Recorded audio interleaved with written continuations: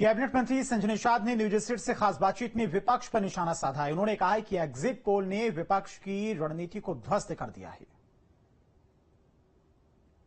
हमारे साथ संजय निषाद जी हैं और लगातार जो एग्जिट पोल के नतीजे आ रहे हैं सबको चौंका रहे हैं। समाजवादी पार्टी पोलिंग जहां हुई उसके बाद जहां ईवीएम रखी गई है वहां पर बैठे हुए निगरानी कर रहे हैं और आप तो कह रहे हैं हम 400 पार निकल गए। जहां निगरानी करनी चाहिए थे वहां निगरानी किया ही नहीं कि उनके वोटर्स हैं, उनके सपोर्टर हैं, उनके लिए कौन सी।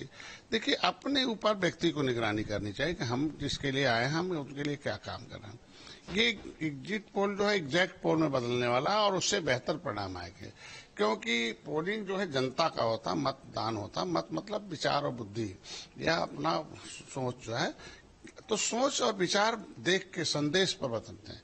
कोई भी सोच जो होता है वो संदेश पर निर्भर करता है। तो 70 साल का संदेश कांग्रेस और 30 साल का सपा और बसपा का जब संदेश जनता को मिल गया तो कहते हैं साहब अब छोड़ो, ये लोग केवल अपनों के लिए काम करते हैं, नीति अपनों के लिए बनाते हैं, कुछ विशेष वर्ग के लिए बनाते हैं, और मोदी नीति सबके लिए बनाते हैं और देश की जनता के लिए बनाते हैं। इसलिए मोदी को उठाओ और इनको हटाओ। इसलिए मोदी और शांति से चुना हुआ है इस बार।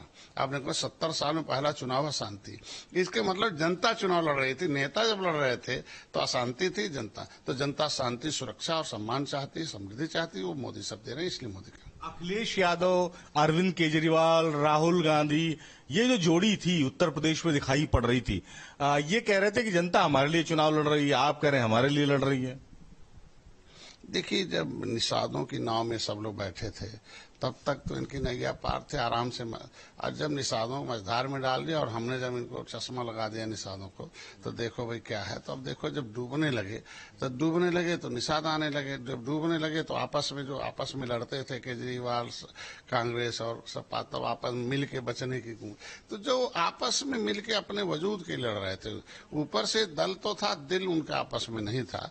क्योंकि दिल अगर होता तो शायद 1-2 साल पहले से साथ में रहते और अपने हिसाब से काम करते। जब वो लगा कि अब खत्म हो जाएंगे, अब जनता एकदम खत्म कर देगी और मोदी मैन हो गया देश, तब वो लोग आपस में एक आ गए। और देख लीजिए बेटरेज हो गए।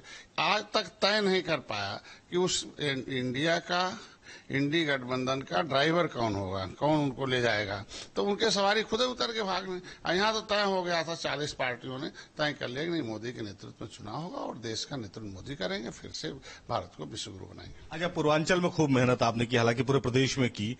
यूपी में जो है आपके हिसाब से कितनी सीटें आएंगी बीजेपी की? देखिए, अभी तो बेहतर परिणाम, हम लोग तो कोशिश है कि 80 पर हम लोगों ने परिश्रम किया था।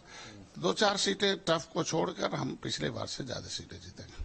अच्छा, एक महत्वपूर्ण सवाल ये है कि अब क्या लगता है जब ईवीएम के नतीजे आएंगे, उसके बाद नतीजे आएंगे, तो विपक्ष के पास क्या बहाना होगा? अब विपक्ष के बहाना, जैसे विपक्ष अंगुली उठाता है ईवीएम की तरफ, तो 3 अंगुली उसके तरफ आती है।